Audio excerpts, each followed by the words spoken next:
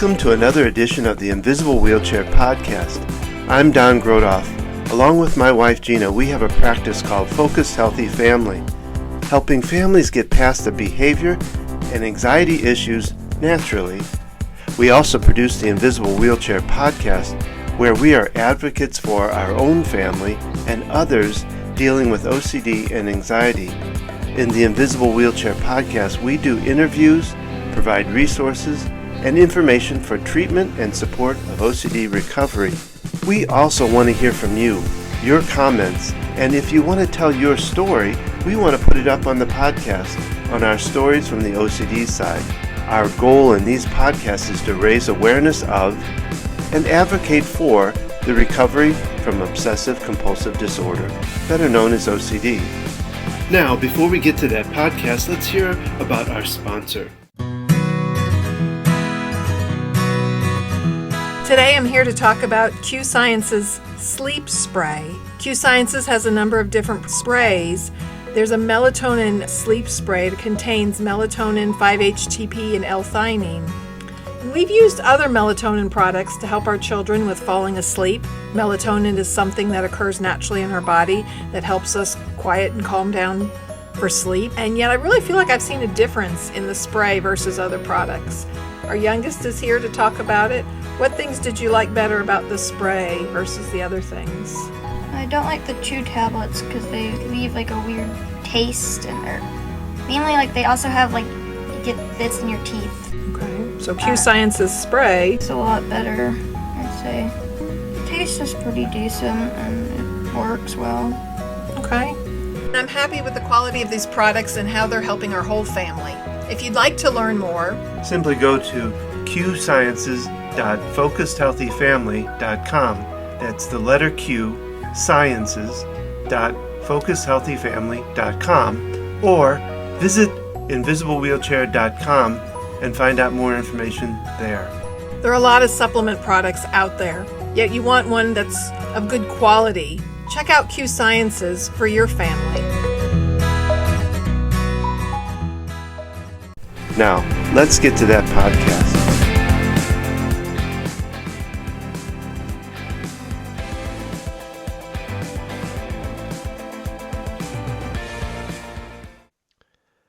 This podcast was recorded July 15th, 2022. This is podcast number 72, The Imposter Syndrome. Who am I really? So I want to tell you a story first, a story of a client that I worked with quite a few years ago that kind of got me interested in this subject. This client came in to do the EFT work with me, set up a bunch of sessions with me, and she told me what was going on for her. She had worked for this company for about 3.5 years in a certain level, some type of, I believe, a kind of a supervisory level. And the company was bought out by another company after, like I say, after she had worked with for I think it was about 3.5 years. And so she had to leave. They let her go. It wasn't a bad firing. It was just a matter of synergies or whatever that it didn't work out. As in any time when companies merge, they always, they'll let people go because they've got somebody in their company that does the same thing or whatever it might be. But in this particular case, so she lost her job and went to work elsewhere and was gone for about a year, I think it was, if I remember right, somewhere around a year. And her old boss called her one day and said, "I'd like for you to consider this position with the new company, the same company, the new merged company that she had worked for before that had merged with this new company, to come back, basically. And in this particular case, to come back to a level, a position that was higher and more well paid than when she worked for the company before. And so she agreed to go on one interview, where she sat down with her boss and basically really didn't have an interview, just talked with him. He offered her the job at the end of the interview without much question, without having to think about it or anything like that. He offered it right then and there. And she went back to work for them, being paid quite a bit more than she was being paid before, at a position higher than she was before. She got hired. He called her and hired her almost on the spot without interviewing anybody else. Her problem was, when she came to me, was that she felt like she wasn't good enough for the position, and that at any moment they would find out that she didn't know what she was doing. And also, she added in that since she had been working at the company, she had been back at the company, I think, by the time she came to me, for, I believe, about a year and a half, and at each of her reviews had gotten raving reviews, excellent reviews, and I think had even gotten a little bit of a pay increase from those reviews. But yet, she believed that at any moment that they were going to find out that she didn't know what she was doing. And of course, over this year, she was having to learn a lot. It was overwhelming, but she was learning it. She was doing it, getting good reviews for it. But yet, in her mind, any time now, any moment now, they were going to find out, and they were going to fire her. And so it made her, one, of course, anxiety, lots of anxiety. That's one of the reasons that she came to me. She had heard that I had worked with people with anxiety, somebody had recommended me.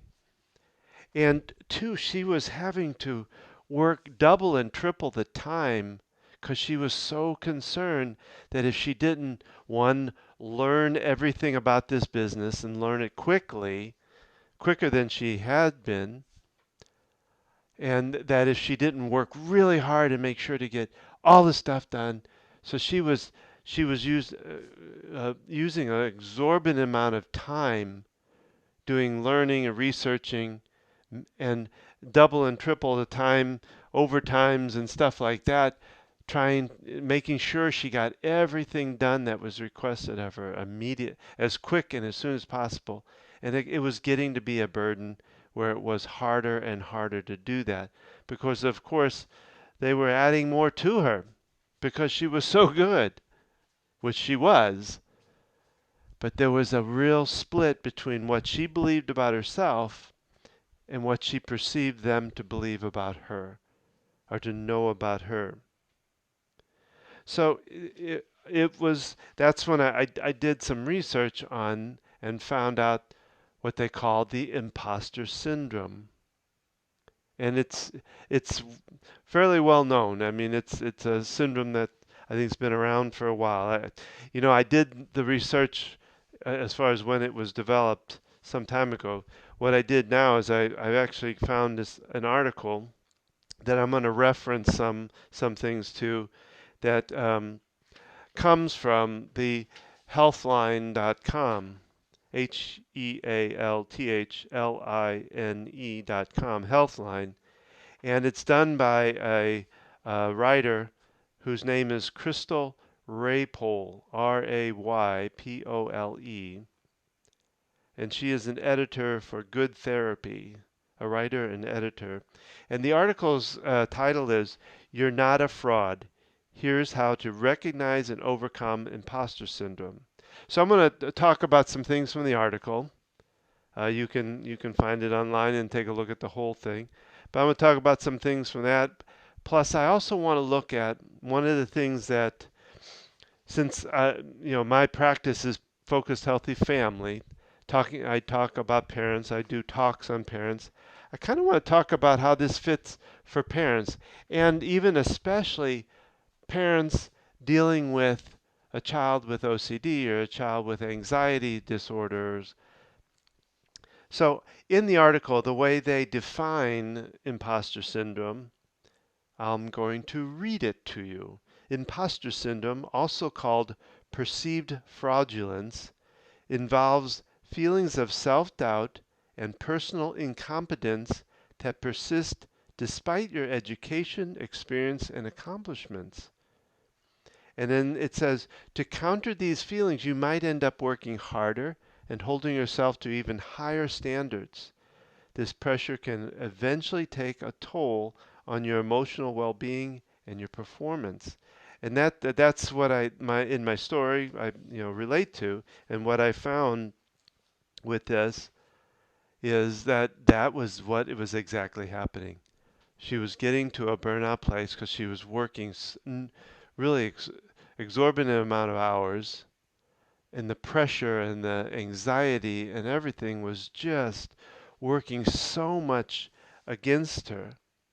And again, it was all because, and what somebody with imposter syndrome has a split between how they perceive of themselves and how others perceive. It's very, very different. Now, in here, they mention 5 different types of imposter syndrome. And I thought I'd mention them and kind of talk about them. And I'll read them off, and then I'm going to go back over them. The first one was perfectionist. Second one is natural genius. The rugged individualist. The expert, and the superhero. So let's just talk a little bit about these. The perfectionist. Well, this is an interesting one because I find I run into perfectionism as a problem for a lot of people, not just somebody with this imposter syndrome, but in particular with somebody with imposter syndrome, they feel like they have to be perfect. They have to do everything perfectly. And so again, and it goes back to the time and the effort and the hours and all that they spend honing, trying to be perfection. And what I find now in this article, they talk about it's unachievable, and I agree with that. But something, and I've talked about this in podcasts before, something that I believe also is there's kind of two different ways of looking at perfectionism or being perfect. One is it's impossible. You'll never reach it. You'll never gain perfection. It's just impossible. The other way of looking at it kind of is a more spiritual, godly kind of thought, is that we are all perfect just the way we are. We're perfect in our imperfections. So you can look at it, and maybe it's a truth for both sides of that it's impossible to reach a so-called perfectionism because of the way we define it. You can reach it by understanding that we're perfect just the way we are, without having to reach anything. you know. So and so that like I say, that plays into an imposter syndrome. Natural natural genius is really kind of looking at themselves and saying, a smart person, a competent person, a successful person should be able to do this. So that means I should be able to do it. So if I can't do it, then of course I'm not that smart person. And of course they're going to find out. So it again, all of these really put pressure on the person, give a person anxiety. The rugged individualist is one that believes that they have to do it solo. They have to do it themselves. I got to do it myself. Otherwise, that kind of admits that I'm failing at it, you know. Because if I have to get others in there, that means I can't do it myself, and then so it just proves out that I'm not capable, that I am a fraud. The expert, well, the expert believes that they have to know every inch of everything about what they do. They have to know it backwards, forwards, inside out, every detail of it. And what happens there is they end up spending such exorbitant amount of time studying and restudying and learning and digging and finding that they spend so much time on the research part of it that they don't actually get the job done, the thing they need to do done, which of course would be a problem. Then finally, the superhero. These people push themselves to the limit, to the maximum, to the most that they can do, and burn themselves out. And it doesn't help them, doesn't get them anywhere. Now, they talk about, where does this kind of thing come from? And again, I in the clients I work with, I get a lot of the perfectionism thing, and what I see it, and they talk about it in here. Where does it come from? And they talk about parenting and childhood environment. And this one is very strong in in anxieties of all kinds. We get it in those. I talk about it all the time. The sponge years. What goes on in our childhood, we take in and wear. And what I find is we get pressured to do good in school, to make sure we come home with A's, or we get penalized. You get compared to your siblings. This kind of comes from, the first one, pressure you do well in school. The second, this is coming from the article, compared to your siblings. Why can't you be like your brother? Here's in talking about this is outside of what's in the article. It's that labeling thing. If you label one the smart one or the aggressive one, what does the other ones think? Wow, if Joe is the smart one, then I guess I'm the dumb one. If your parents are controlling or overprotective, they do everything for you, or um, that you get criticized for making mistakes, so you got to be perfect in what you do. They also talk about personality traits that you have a perfectionist kind of tendencies.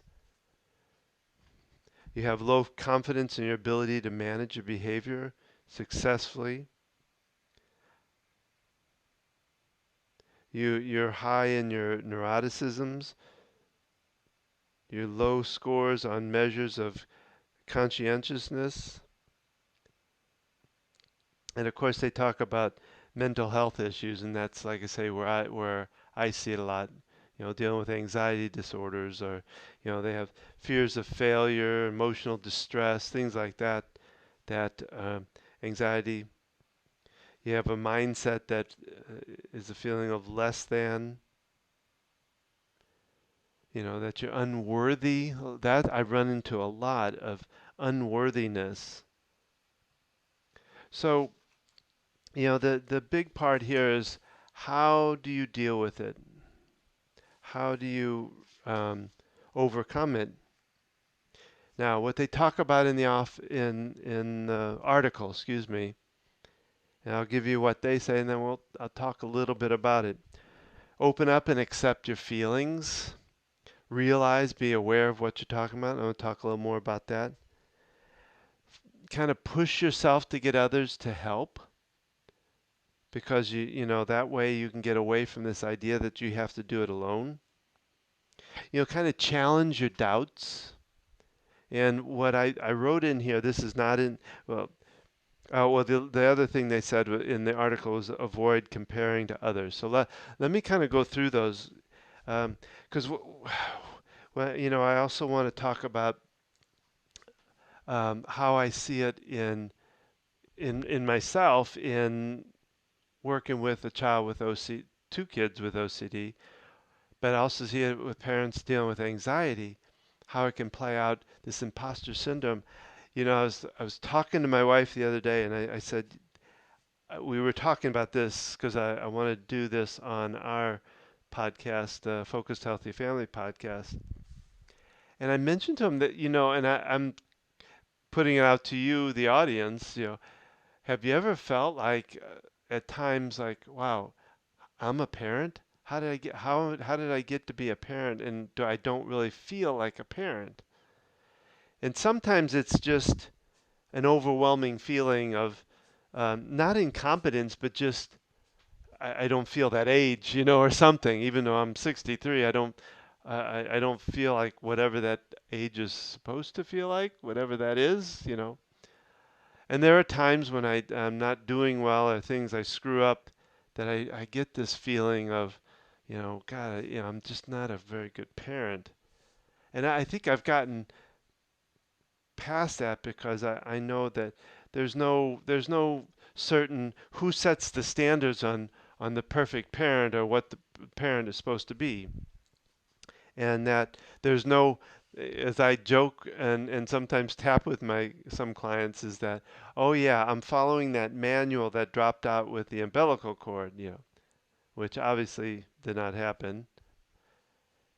So I've had some doubts about my parenting over time, especially when I'm dealing with some high anxiety and this disorder of OCD that challenges me on many times on a daily basis. And I'm sure any parent dealing with anxiety or anxiety disorders goes through that, gets challenged constantly, and you get tired and exhausted, and so you lose it sometimes, or you don't handle it the best, or you make mistakes, which can lead you to feel like some social services are going to show up any day now because there was yelling in the house, or you know, I've had times way back when I had to chase after my daughter my daughter when she took off out of the house in an OCD fit and ran down the street barefoot on top of it. And I'm chasing her down. I had to grab her. Didn't have to quite tackle her, but I had to grab her, throw up over my shoulder while she's kicking me and screaming and punching and scratching me, as neighbors probably watching. And I thought for sure that day that Social Services would show up. They didn't though, or police. Neither did. But I doubted myself that day because things didn't go well, and I didn't like what I had to do. So I really doubted my abilities and that they were going to, my neighbors were going to find out, or the police were going to find out, or somebody. And luckily we didn't. Luckily, I think my neighbors knew enough about what was going on to know that this wasn't me, and that I wasn't beating my child. She was running away from me. I was having to hold her down, hold her on on my shoulder, and kind of try to hold her back from hurting me. So, but let's talk. I'm going to talk about these things that we can do and opening up and accepting feelings. It is a big thing that I talk about all the time. In fact, I've done podcasts on accepting feelings versus pushing them away or doubting them, so that you can work on getting past them, opening up about what's going on. I had a client today I worked with, and going through, and she talked about her story and talked about how it felt and all of that. And at the end of the session, I asked her, I said, well, how did this do for you? she said, well, I think just being able to open up and speak it out and talk with somebody else outside of my family who wouldn't understand, wouldn't be able to deal with this, really helped. And we're working on, doing more to using the tapping and all the others to help her change the perspective around that stuff. But that is very true in getting it out and saying it out loud and accepting it so that you can change it. Working on accepting it where it becomes not a big problem. And that's where I even want to tie in the thought of ERP. And if you don't know a lot about ERP, I've done 2 or 3 different podcasts on it. It's exposure response prevention, which is for addiction and OCD specifically. But I find that one of the things you want to do is do a slow, methodical um, exposure to the things that are triggering you.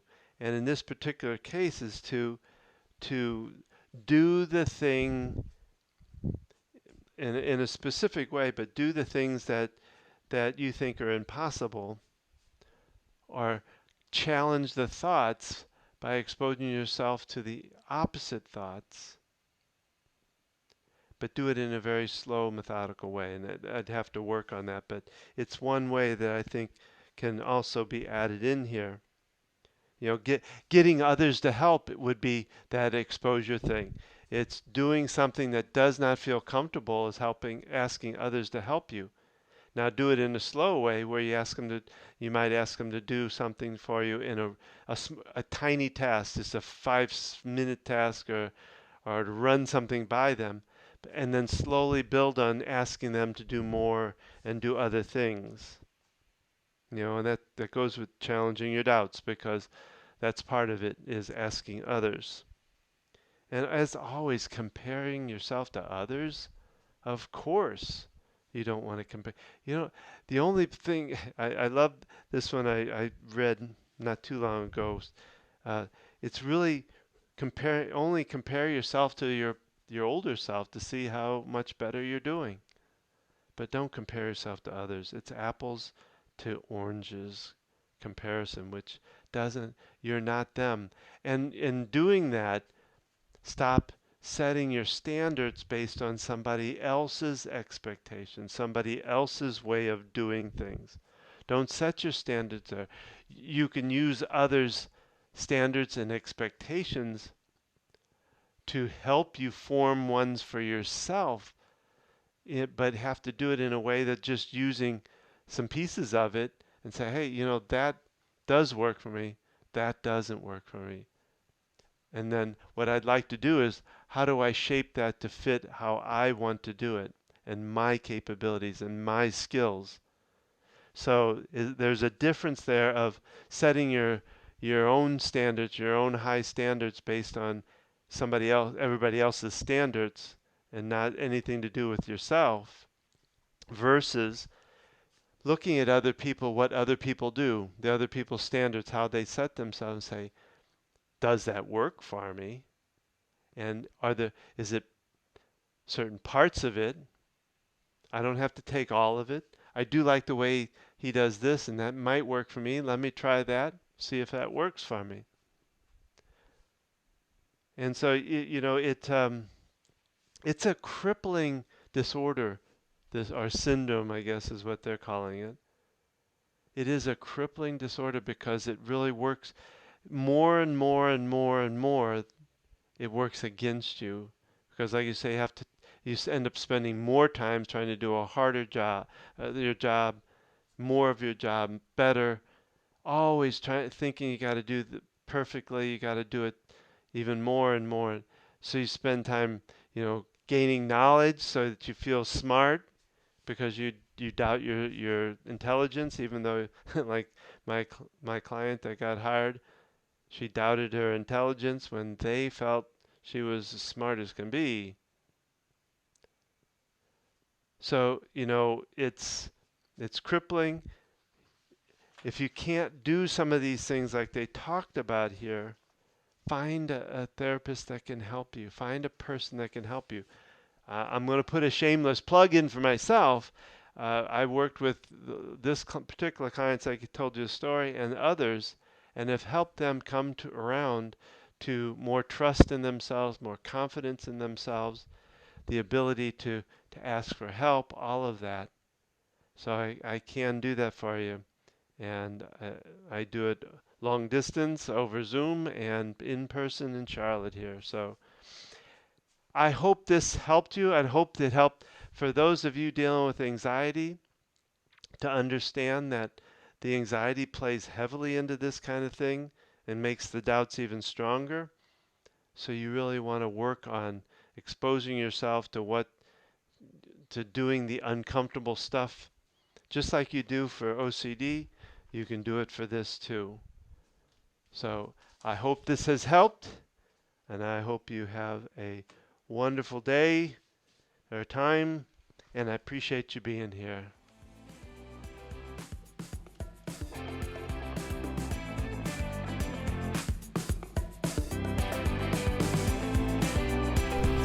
This concludes this podcast. We hope you will subscribe if you haven't already. Remember, we would love your comments, or if you have a story to tell, we want to put it up on the podcast. Simply go to invisiblewheelchair.com to do that. Don't forget to like us on Facebook at Invisible Wheelchair Podcast. If you or someone you know would like to be a guest, we love guests. So simply go to invisiblewheelchair.com and contact us from there. Gina and I are here to help you or your family get to a better place naturally. Simply visit focusedhealthyfamily.com for more information. Thank you for joining us on this journey. Keep tapping and focusing forward for a better way.